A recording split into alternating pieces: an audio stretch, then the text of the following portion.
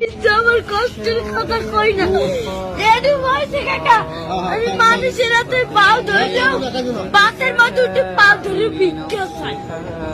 এখনো আজকে একটা তোমার মাঝে খালি একটা মুরগি চাইছি দেখে একটা উন্ডলে একটা সারে এবার ওনাকে টাকা দিতে অনেক কষ্ট করে মধ্যে বাপ নাই হাতে ওই একটা মা মাই ভালোবাসে তোমারে মাই বিস্তার বইরা রয়েছে কাকা মা যদি ভালো না বাসতে ওই টিভি আমি হালাইয়ে তুই আর একটা বিয়ে করতে হেলে মায়ের গর্ব ছিল হেলে একটার বড় করতে না।